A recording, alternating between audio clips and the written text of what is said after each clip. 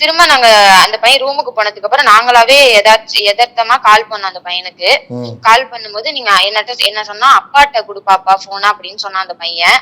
அப்பா கிட்ட குடுக்கும்போது தான் சொன்னது, இது மாதிரி ராகுல் இறந்து போயிட்டான் அப்படின்னு அப்பதான் சார் சொன்னாங்க எங்களுக்கு. அதுவரையும் நாங்க ராகுலுக்கு ரீச் பண்ண எந்த ஒரு போனுமே அவன் எடுக்கவே இல்ல. நான் கிட்ட ரீசார்ஜ் பண்ணி விடவா அப்படின்னு நான் கேட்டேன் அந்த பையன் கிட்ட. அதெல்லாம் பண்ண வேண்டாம், இங்க பண்ண முடியாது அப்படின்னு சொல்லிட்டான் சார் அந்த பையன்.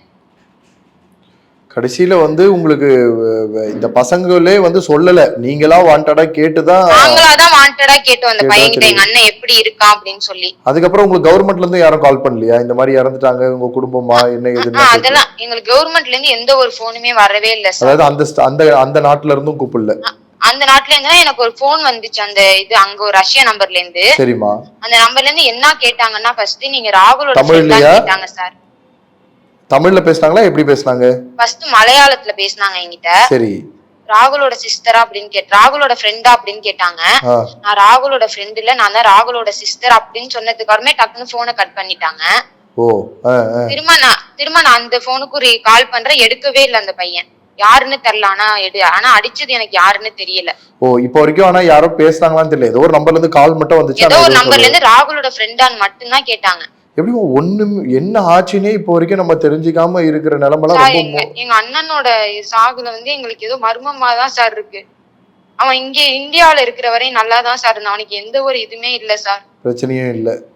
பிரச்சனை எந்த ஒரு பிரச்சனையுமே இல்ல சார். இப்ப கூட இருக்கிற நண்பர்கள் யாராவது பேசுறாங்களா, கான்டாக்ட்ல இருக்காங்களா இல்லையா? நாங்களா அடிச்சாதான் சார் அந்த பசங்க எடுப்பாங்க, இல்லன்னா யாரும் கட்டுக்கிறதும் இல்ல. இல்லன்னா அவங்களாம் எங்கள்கிட்ட எதுவுமே அடிச்சு கேட்க மாட்டாங்க சார்.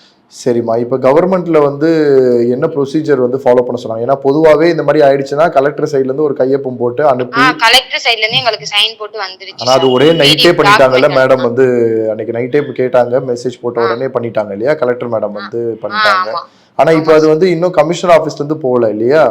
ஆமா சார். அப்படியே நிக்குது. என்ன ஆச்சு, என்ன பண்றாங்க, அவரு எங்க இருக்கிறாரு, எந்த ஹாஸ்பிட்டல்ல இருக்கிறாரு, அவருக்கு போஸ்ட்மார்ட்டம் பண்ணாங்களா இல்லையா, எப்ப அனுப்ப போறாங்க எதுவுமே தெரியாது. பசங்க ஒரு அட்ரஸ் மட்டும் அனுப்புனாங்க சார். நான் எந்த அட்ரஸ்ன்னு கேட்டேன். அது மார்ஜரியோட அட்ரஸ் சரி அப்படின்னு சொல்லி அனுப்புனாங்க. அதுக்கப்புறமா எங்களுக்கு அந்த பையன் மார்ஜரியில தான் இருக்கானா, அந்த பையன் போஸ்ட்மார்ட்டம் பண்ணிட்டானு எந்த ஒரு தகவலுமே எங்களுக்கு கொடுக்கவே இல்லை சார். இப்ப உண்மையிலேயே சொல்ல போச்சுன்னா, உண்மையிலேயே அண்ணன் உசுரோட தான் இருக்காரா இல்லையா, அப்படி உசுரோட இருக்கிறாருன்னா எங்கதான் இருக்கிறாரு, எப்படி இறந்தாரு, என்ன நடந்துச்சு எதுவுமே தெரியல.